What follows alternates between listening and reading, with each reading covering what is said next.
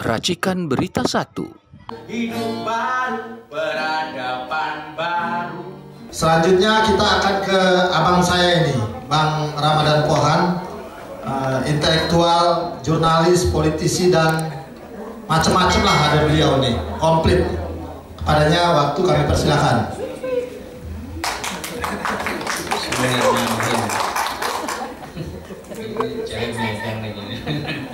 Assalamualaikum warahmatullahi wabarakatuh.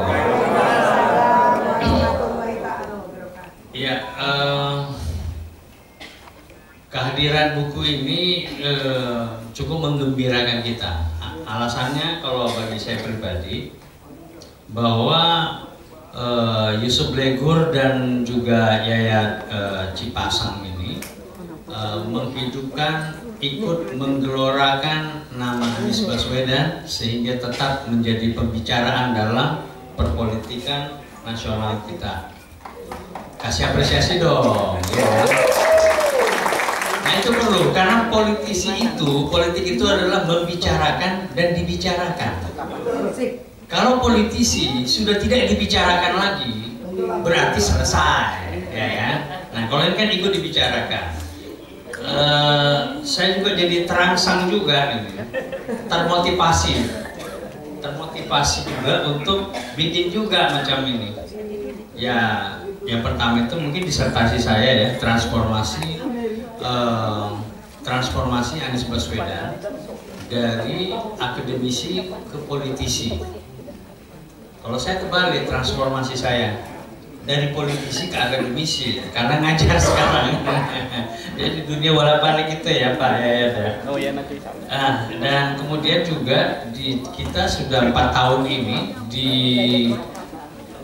KBA News yang saya dirikan itu ada puluhan ribu artikel tentang Anies Baswedan. Saya terpikir juga ini bisa juga sih untuk nanti kita bicara ya kan. Karena apa? Kita berpikir, bayangkan kalau misalnya 1 tahun itu 5 buku terbit tentang Anies Baswedan, berarti kan hidup terus itu sampai nanti 2027 ketika orang mulai rame-rame lagi ngebahas Pilpres. Ya paling tidak bukannya apa-apa, sayang banget Republik ini ya kalau ada orang baik, ada orang yang diakui internasional kompetensinya, ya kapasitasnya segala macam, tidak memimpin di Indonesia. Ya, kalau Anies saya kira keseriusannya untuk kecintaan kepada rakyat tinggi, visi keadilannya luar biasa, ya, dan kemudian juga secara ekonomi juga kemampuannya luar biasa. Di Amerika siapa yang nggak kenal Anies Baswedan? Bukannya Amerika itu hebat, enggak. Saya hanya mau mengatakan bahwa di Amerika itu, di Barat itu, Anies sudah masuk dalam pembicaraan sebagai salah satu orang Indonesia yang dibahas di situ. Yang lainnya kan enggak.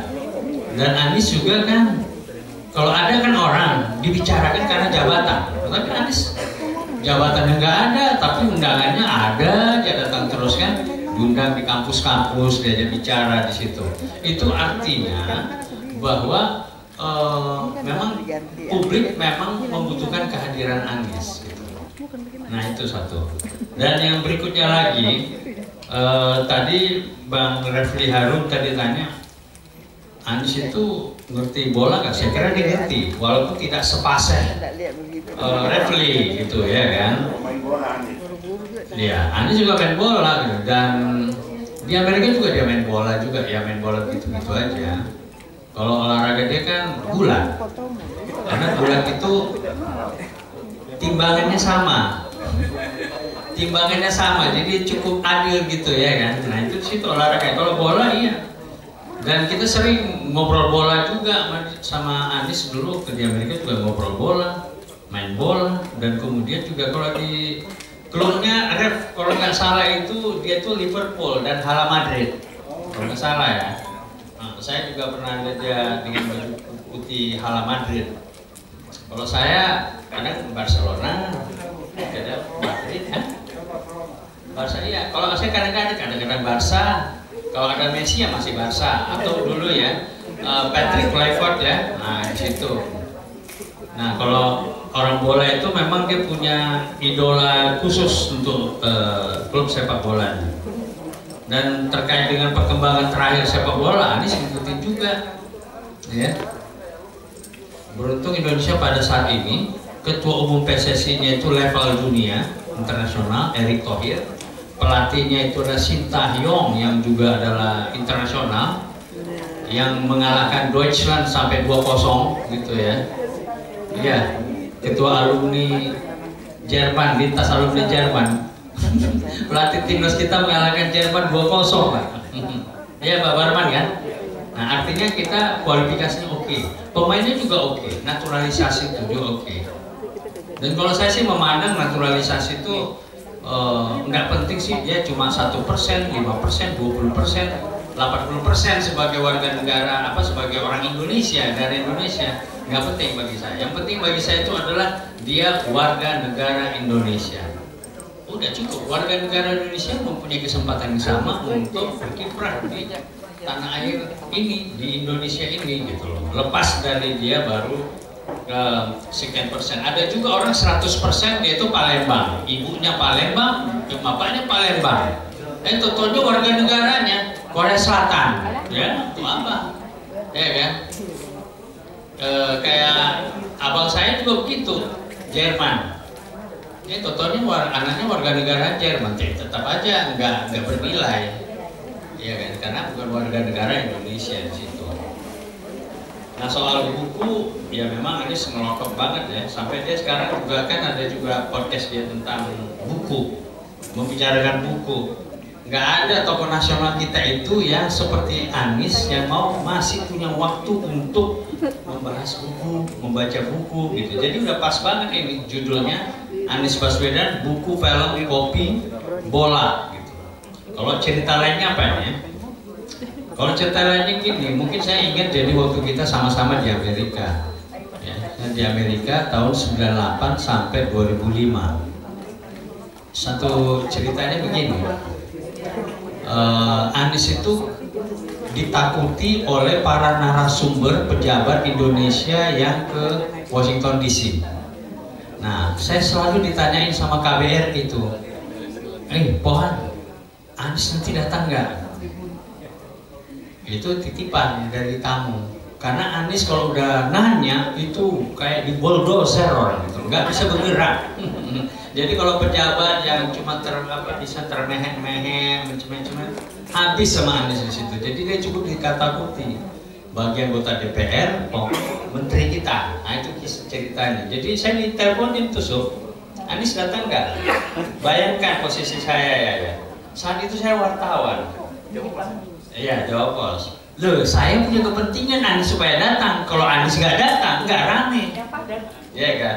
Jadi saya justru Anies datang nih, ada acara gini-gini. Aduh, capek aku gini. Di sini begini-begini kita ngobrol. Karena dia di kalangan tokoh muda Indonesia itu kan tokohnya. Walaupun di sana kita ada umurnya itu udah 10-15 tahun di atas kita, tapi ya Anies yang mungkinnya di situ. Nah jadi bangga lah kita ya punya orang yang kritis seperti itu. Dan sampai sekarang Anies nggak ada skandal perempuan, nggak ada skandal harta, korupsi, nggak ada skandal yang lain-lain. Jadi clear dia. Tapi memang di Indonesia sekarang ini zaman gila memang ya. Lihat itu di Amerika Serikat, hanya melahirkan satu presiden yang pikun dan satu lagi calon presiden yang patetik gitu, yang agak-agak gimana ya, agak gila gitu kan gitu. Tapi itu justru yang terjadi. Apa dunia ini ya Budio ya, memang zaman orang gila sekarang gitu. Ya kan, kita kan bingung kita. Coba aja lihat itu. Tapi syukurlah ya. Coba sekarang, wakil presiden kita Pupu Papa sampai sekarang nggak pernah terbukti, nggak pernah terungkap. Dibiarkan terjadi gosip nasional. Ya situasi kita yang gila ini kayak gini gitu. Dan yang lebih gila lagi adalah yang menyaksikan gitu loh, kayak kita ini lebih gila lagi gitu. Bang Ramadan Pan nggak berani bilang wapres kita gila.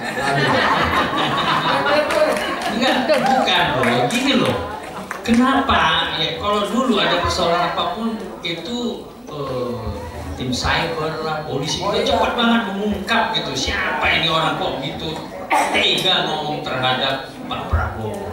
Lah sampai sekarang nggak terungkap.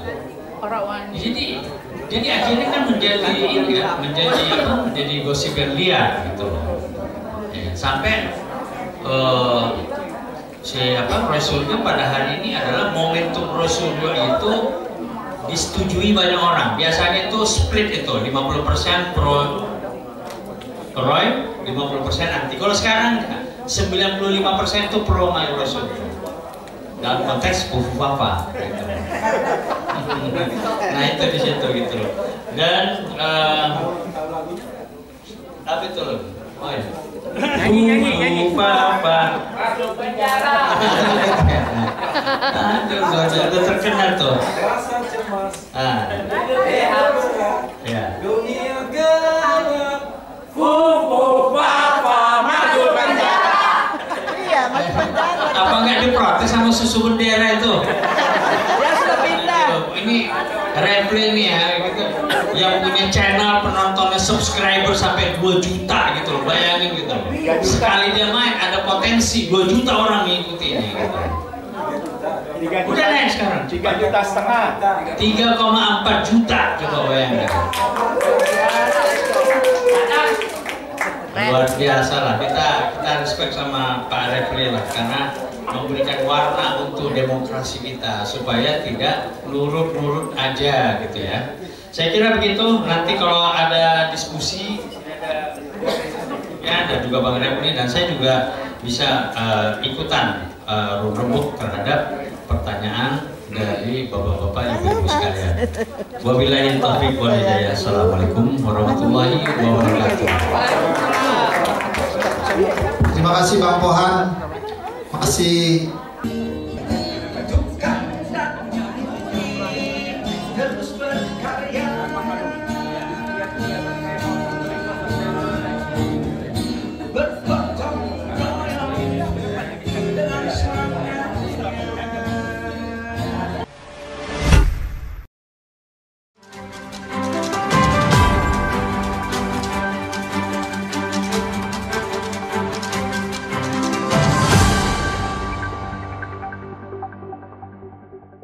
Racikan Berita 1.